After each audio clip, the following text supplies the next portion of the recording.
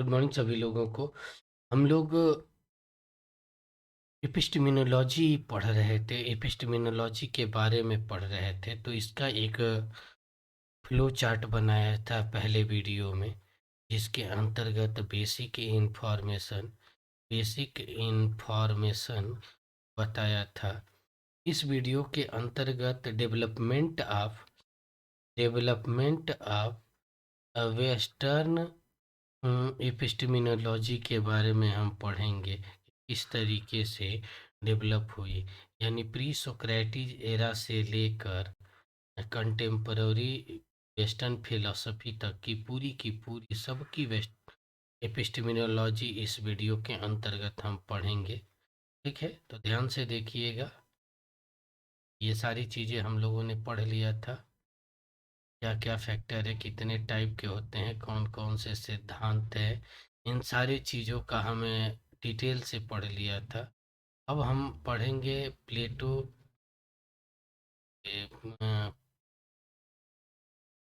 यहाँ पर जो हिस्ट्री ऑफ एपिस्टेमिनोलॉजी, यानी वेस्टर्न फिलोसफी एपिस्टेमिनोलॉजी। ठीक है, तो फर्स्ट एंशियंट फिलोसफी, जिसे ग्रीक फिलोसफी के जाना जाता है, उसमें प्री सोक्रेटिक एरा को देखते हैं।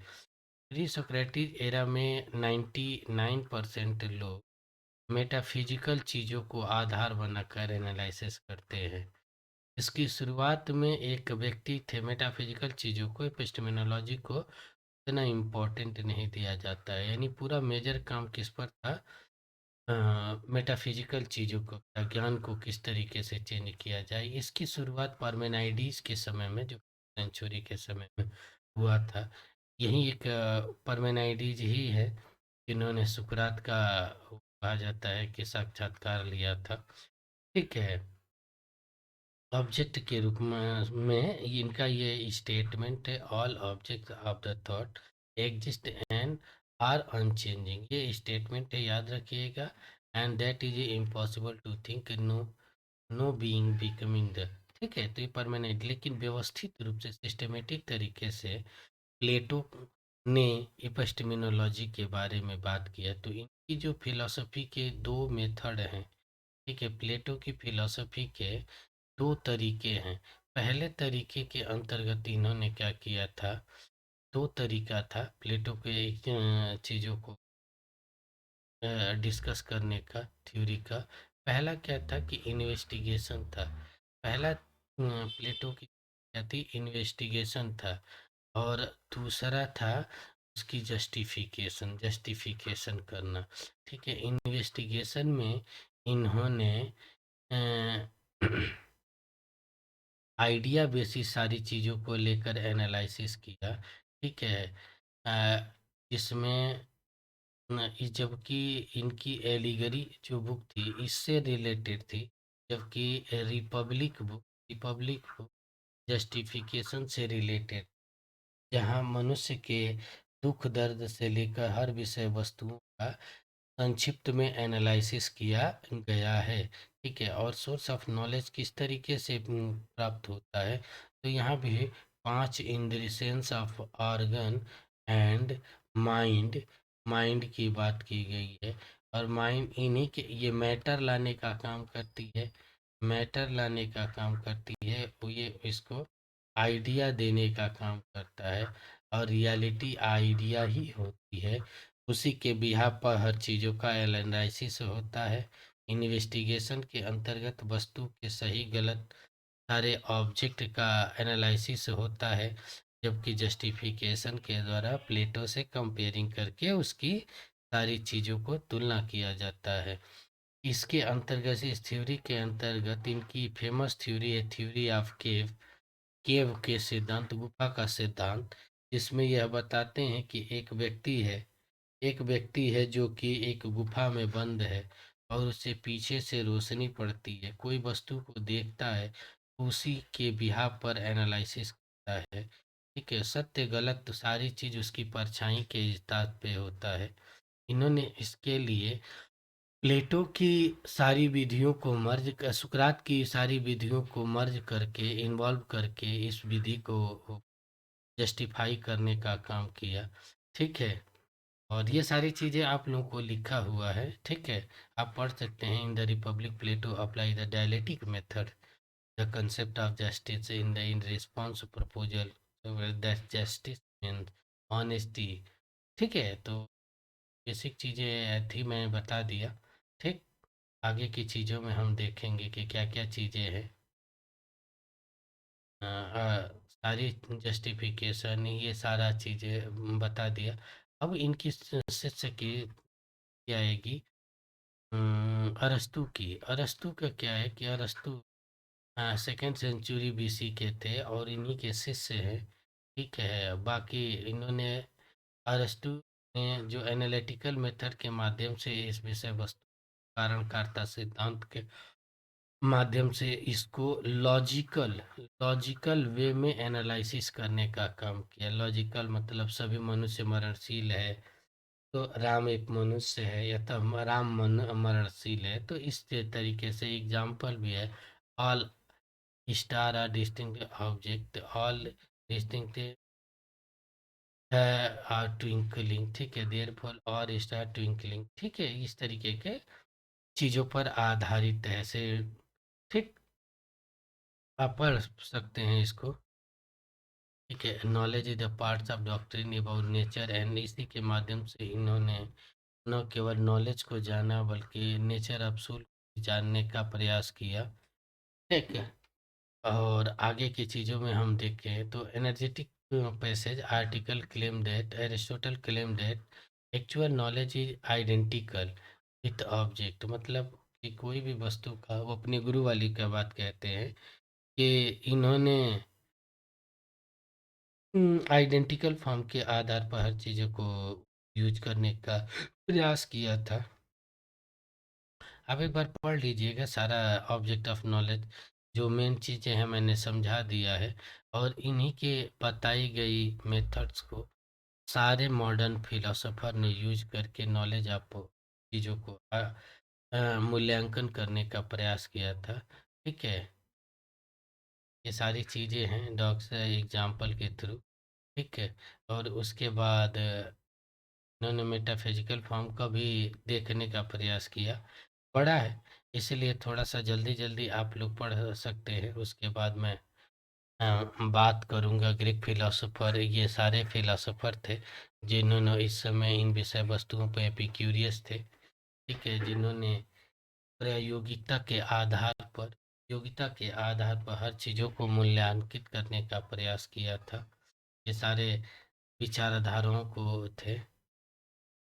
ठीक है, उसके बाद एक थिंकर से भी हम member of academy develop the suitable reply chart academic status. एक बार पढ़ लीजिएगा। आर्गुमेंटल नॉलेज के बारे में है, पूरा डिटेल से है। जो समझाने वाली चीज़ें हैं मैं आपको समझा देता हूँ इसमें, क्योंकि हाँ, आप एक बार पढ़ लेंगे ना तो आपको पूरी की पूरी चीज़ें क्लियर हो जाएगी थोड़ी सी। ठीक है, ये उस समय के थे थ्योरी ऑफ नॉलेज का। हम थोड़ा सा शुरू करेंगे मिडवल फिलोसफी को। मिडवल फिलोसफी देखिए, मिडवल फिलोसफी की क्या खासियत थी। ये प्लूटोनियस थे। ठीक है, अकॉर्डिंग टू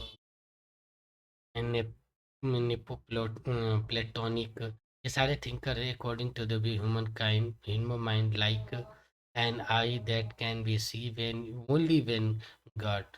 यहाँ पर पूरी की पूरी फिलोसफी एक बार स्पिरिचुअलिटी से कनेक्ट होती गई, और स्पिरिचुअलिटी से होने के बाद इसका असर ये हुआ कि सारे ज्ञान का आधार स्पिरिचुअल वैल्यू के आधार पर शुरू हुआ, जिसको ग्राउंड लेवल पर एम्फेसाइज करने का काम संत अगस्टीन ने किया था। ठीक है, इनकी बहुत इम्पोर्टेंट थ्योरी है। ठीक है, कंसर्न और नॉलेज नॉट स्पेशली हिस्ट्रिकल और स्पिरिचुअल नॉलेज ही, ये कहते हैं कि स्पिरिचुअल नॉलेज ही सबसे वास्तविक होता है। If you calculate the theory of mature year soon after the conversion Christianity के आधार पर, ईसाई धर्म की विषय वस्तुओं के आधार पर हर चीज़ों को मूल्यांकन करने का काम करते थे टोटोलॉजिकल विधि के माध्यम से। ठीक है, ये कहते हैं, इनका एक स्टेटमेंट है, either there is one world और there is not a world. And either the world is infinity और इट इज इन्फिनिटी। ठीक है, humans are also knows many proposition that begin with the पर। ठीक है, ये सारी चीज़ें हैं। अब अंगस्टीन के बाद उन्हीं से रिलेटेड दो और आएंगे, जिन्हों में थॉमस एक्विनास और सेंट एंसेलम का नाम आता है। सिटी ऑफ गॉड इनकी बुक्स का नाम है, याद रखिएगा। ये बहुत फेमस किताब है ठीक है, जिसके अंतर्गत वो सारी चीज़ें दिखती है। सेंट एंसेलम और सेंट एक्विनास। सेंट एंसेलम का काम था कि फिलोसफी को रिलीजन से अलग कर कर देखने का प्रयास किया और स्पिरिचुअलिटी की जगह पर लॉजिकल चीज़ों का इम्पोर्टेंस देते हुए हर चीज़ों को जानने का प्रयास किया। लेकिन ये अभी पादरी थे, इसलिए क्रिश्चियनिटी के सिद्धांतों को मजबूरी में एक्सेप्ट करके ही एक्सप्लेन करते गए। ठीक है, अंगस्टीन से if I am deceived then I exist, फ्लोर, ये वर्ड याद रखिएगा, ये वर्ड। ठीक है, Augustine also point out the since he know that he knows and he notes that this can be retired an infinity numbers of times. If I know, इसे याद रखिएगा, if I know that I know that।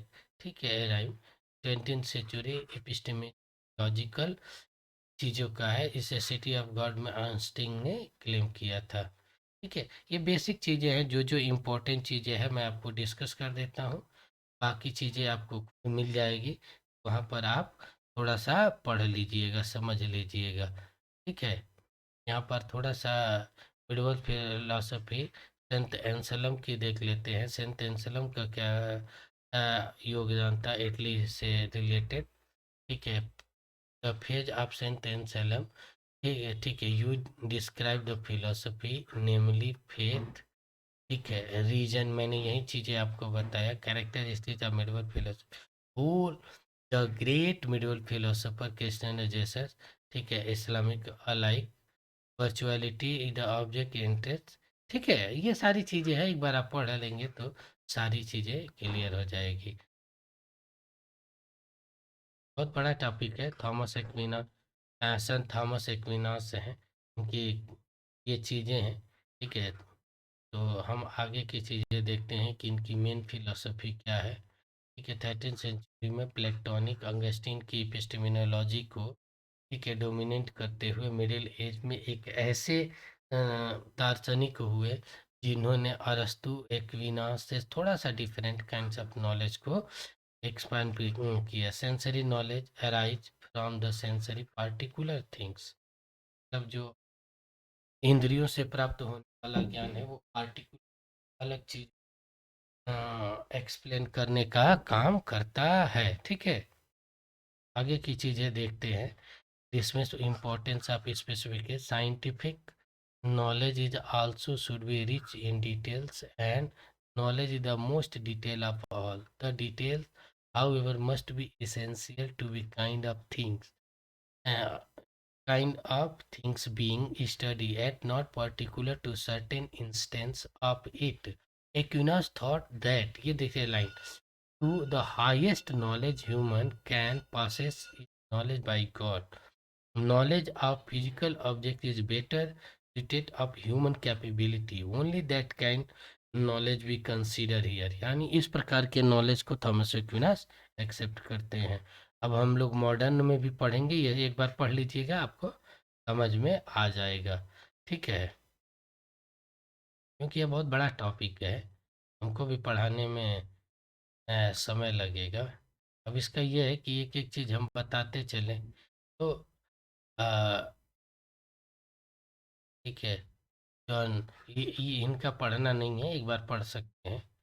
ठीक है, although he accepted some object Australian, ठीक है, abstraction John Duns Scotus did not because his account of human knowledge on the alone. According to him, there are four classes of things that can be known with certainty. First, there are things that are knowledge. से, ठीक है, including true identify, ठीक है, सच को truly, और क्या क्या चीज़ें हैं, preposition, later the analytical process, इसी विधि को उठाकर डेकार्त अपने मेथड्स में यूज करके एक नए सिरे से बनाने का काम करते हैं। ठीक है, हम पढ़ेंगे मिडिल एज की चीज़ों को बाद, थर्ड क्लास, ठीक है, ये चारों डॉक्ट्रिन कंसर्न ऑफ द वून एक्शन ये है। सेकेंड क्लास में क्या है इसकी मिडिल एज में, ठीक है, सेकेंड क्लास में करेक्शन की चीज़ें हैं, two types of events is is, बस ना कारण याद रखिएगा, एक बार पढ़ लेंगे तो हो जाएगा। ठीक है, मुझे अब डेकार्त की फिलोसफी मॉडर्न में पढ़ाना है ये टॉपिक इतना बड़ा हो जाएगा ना, यदि आप पढ़ें तो कम से कम 1 घंटे का। और distinction between infinitive and abstractive cognition, intuitive cognition is the immediate and in awareness of existence of things। अच्छा, it is the knowledge, ठीक है, प्रेजेंस ऑफ ऑब्जेक्ट के द्वारा, ठीक है, सोक्रेटिस बिफोर, ठीक। तो ये चीज़ें हैं, एक बार पढ़ लीजिएगा विलियम ओकम, ठीक है। अब हम लोग ये सारी चीज़ें देखते हुए, अकॉर्डिंग टू ओकम क्या है, there are two kinds of intuitive knowledge, natural and super natural, ये दोनों, देखिए, बीए वाले पूरा पढ़ लें, एमए वाले पूरा पढ़ लें, यूजीसी नेट सीयूटी पीजी वाले ये जो अंडरलाइन कर रहे हैं अकॉर्डिंग टू यही नोट कर लें। In the case of natural intuitive knowledge, the object exists, the knower judge that the object exists, and the object causes the knowledge. In the case of supernatural intuitive knowledge, the object does not exist, the knower judge that the object does not exist, and the God is the cause of knowledge. God is the cause of knowledge। ठीक है, ये याद रखिएगा, बाकी चीज़ें आप पढ़ सकते हैं। मिडल फिलोसफी का ये जो कुछ और फिलोसोफर है जो पढ़ना है, जो पढ़ना चाहते हैं पढ़ सकते, और नहीं पढ़ना चाहते हैं तो कोई ज़रूरी नहीं, जो ज़रूरी है मैं उसको बता दूंगा। ठीक है, अब यहाँ पर हम थोड़ा सा आगे की चीज़ें पढ़ेंगे, मॉडर्न थी। अब मॉडर्न फिलोसफी का एपिस्टेमिनोलॉजी क्या थी, वो पूरी तरीके से फेथ और रीजन का critical analysis on the basis of modern scientific evidence या मैथमेटिकल फॉर्म पर किया गया है। तो ये इसका बेसिक स्लोगन वाक्य है। यदि हम ये कहें कि यहाँ पर थोड़ा सा जोड़ लें, यदि हम वेस्टर्न फिलोसफी के तीनों डायमेंशन को हम देखें, कि वेस्टर्न फिलोसफी एंस ग्रीक फिलोसफी का क्या था कि नेचुरल थिंग्स या आइडेंटिकल चीज़ों को आधार पर एपिस्टेमिनोलॉजी का एनालिसिस किया गया था। जबकि मिडवल फिलोसफी की बात आए तो यह फेथ पर और बिलीव पर थी। ठीक है, बाद में आगे चल के रीजन भी जोड़ दिया गया है, लेकिन ये क्या थी, ये मैथमेटिकल रीजन के आधार पर critical analysis of faith, believe and reason के आधार पर आई।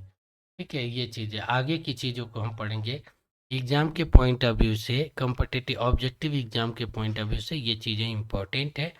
बाकी जो चीज़ें हैं आप एक्स्ट्रा के रूप में जो कुछ अंडरलाइन है स्टेटमेंट है उसको जोड़ सकते हैं। ठीक है, all the modern philosopher a group of usually thought that, इसमें दो चीज़ें को देखने को मिलता है 1780 सेंचुरी में। ठीक है, इसमें से पहला ये मेडिटेशन जो किताब 1641 में आई थी डेकार्त की। ठीक है, जिसके अंतर्गत एग्जिस्टेंस ऑफ गॉड और होल वर्ल्ड के बारे में बताते हैं, तो हम इसके बारे में पढ़ेंगे। और देखो, यहाँ पर हम दो तरीके से फिलोसफी को पढ़ेंगे, एपिस्टेमिनोलॉजी को। 2 क्या 3 तरीके से पढ़ने का प्रयास करेंगे। एक बीच में इमैनुअल कांट भी आ जाएंगे, इमैनुअल कांट भी आ जाएंगे। इधर रेशनलिस्ट आएंगे जिसके अंदर DSL आएगा।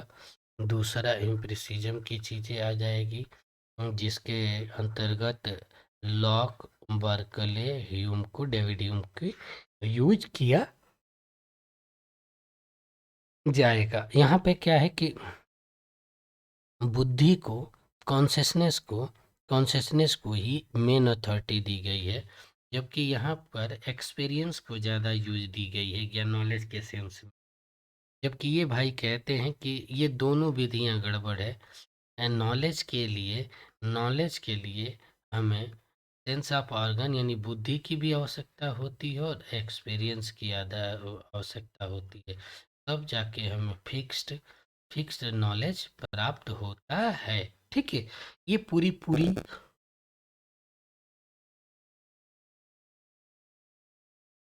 मॉडर्न वेस्टर्न फिलॉसफी की एपिस्टेमिनोलॉजी का फ्लो चार्ट है। आगे हम देखते चलेंगे सबका। ठीक है, मॉडर्न फिलॉसफी रीजन के आधार पर हर चीज़ों को देखने का प्रयास किए। सेकुलर मतलब धर्मनिरपेक्ष रूप से हर विषय को शुरुआत करते हैं, जिसमें थॉमस हॉब्स का नाम भी आता है, जिन्होंने मिडिल एज में एक थॉमस की मतलब एक सोशल क्रांति के रूप में यूज किया। ठीक है, आगे उसके फिलोसॉफिकल डायमेंशन को बढ़ाने में डेकार्त, स्पिनोजा का बहुत बड़ा हाथ है। ये किताब है an essay concerning of human understanding, 69 में जॉन लॉक की बुक है, जिसके अंतर्गत वह एक्सपीरियंस के आधार पर हर चीज़ों को जोड़कर रीजन और चीज़ों को एनालिसिस करने का काम करते हैं। ठीक है, अ, ठीक है, और सुप्रीम जो चीज़ें हैं गॉड के चीज़ों में मेटाफिजिकल डायमेंशन को ही मतलब गॉड के द्वारा दी गई चीज़ों को ही हाईएस्ट चीज़ें मानते हैं, और सेंस ऑफ ऑर्गन को एक्सपीरियंस के द्वारा जोड़कर हर चीज़ों को मूल्यांकित करने के भाव को ज़्यादा महत्व देते हैं। ठीक है, बहुत बड़ा है ये टॉपिक, भी बड़ा हो जाता है और वीडियो भी बड़ी हो जाती है, लेकिन थोड़ा सा आप लोग पैसेंस रखेंगे तो होगा। जॉन रिलीजियस और साइंटिफिक आधार पर हर चीज़ों को जॉन लॉक तर्क करके ज्ञान को प्राप्त करने का साधन दिए हैं। वो लाइन ही है, बेसिक चीज़ें ओवरऑल जो था मैंने आपको पहले ही बता दिया। Reason, natural relevance and relevance, natural चीज़ें ही इम्पोर्टेंट है। ठीक है, ये बाकी की चीज़ें हैं, थोड़ा सा देखते चलिए। इसके अंतर्गत ये कुछ गैलीलियो का भी था, जिन्होंने टेलीस्कोप के माध्यम से दुनिया को देखने का काम किया और मैथमेटिकल इम्पोर्टेंस को आगे बढ़ाया, और ये फिनोमिना और नॉमिना का सेंस के द्वारा नॉलेज की के वास्तविक स्वरूप को जानने की बात करते हैं। थ्योरी ऑफ गैलीलियो और the distinction between primary and secondary quality of object, ये याद रखिएगा फिलोसफी के अंतर्गत। ठीक है, प्राइमरी क्वालिटी क्या होती है? Figure, quantity in motion are the genuine property of things are the knowledgeable by mathematics. Secondary quality क्या होती है? कलर, टेस्ट, साउंड, ये चीज़ें। कल के वीडियो एक अपलोड किया हूँ, इसमें प्राइमरी सेंस ऑफ ऑर्गन और उसका सेकेंडरी क्वालिटी बताया हूँ, उसको ध्यान से देखिए, आपको समझ में आ जाएगा। ठीक है, रेने डेकार्त का है। ये कह रहा है द मॉडर्न फिलोसोफर, आधुनिक फिलोसफी के जनक के रूप में इनको माना जाता है, जिन्होंने बुद्धि को अपने सिद्धांत के माध्यम से, मैथमेटिकल फॉर्म के माध्यम से सर्टेन नॉलेज प्राप्त करने का आधार देते हैं मॉडर्न साइंस के आधार पर। क्योंकि वे कहते हैं कि प्रकृति की विषय वस्तुओं आस्था के द्वारा जाना नहीं जा सकता है, जब तक कि वो सही तभी होगा जब तक कि हम उसको वास्तविक बुद्धि के द्वारा मैथमेटिकल फॉर्म से जोड़कर नहीं देख लेते। डेकार्त क्या है कि मैं इनकी एपिस्टेमिनोलॉजी की शुरुआत हाईएस्ट रूप से मेडिटेशन में होती है। मेडिटेशन इनकी बुक है, जहाँ सही गलत चीज़ों का मूल्यांकन किया जाता है। इसमें जिस तरीके से न्याय फिलॉसफी में लौकिक अलौकिक है, उसी तरीके से डेकार्त का मानना है कि गॉड हमें एक सुप्रीम पावर देता है, जिससे हम सही और गलत का एनालिसिस करने में सफल होते हैं। और सही वास्तविक ज्ञान जानना हो तो उसके लिए हमें अपने ऊपर तक का संदेह करना होगा। इसीलिए इनका एक स्टेटमेंट है, आई थिंक देयर फोर आई, मैं सोचता हूँ कि मैं हूँ। क्योंकि जब तक हम अपने ऊपर डाउट नहीं करेंगे, इस हद तक डाउट नहीं करेंगे, तब तक रियल और सत्य ज्ञान की प्राप्ति नहीं हो सकती है। ठीक है। उसके बाद डेकार्त, स्पिनोजा का भी हम लोग देखेंगे। डेकार्त की विधि आप एक बार पढ़ लीजिएगा। डेकार्त का हो गया। अब हम लोग जॉन लॉक का देखिए।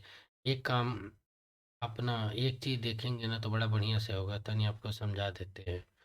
ये देखिए डी के साथ, जैसे आपने इसको समझने के लिए पहले ये देख लीजिए, डी एस एल है ना, और एल बी एच है ना, तो देखिए इसकी इपिस्टेमिनोलॉजी के इसके साथ, इसकी इपिस्टेमिनोलॉजी की तुलना इसके साथ, और इसकी इपिस्टेमिनोलॉजी की तुलना इसके साथ करके पढ़ेंगे, जीवन में कभी भी बुद्धिवाद और अनुभववाद को दो भागों में बांट के पढ़ा नहीं जा सकता,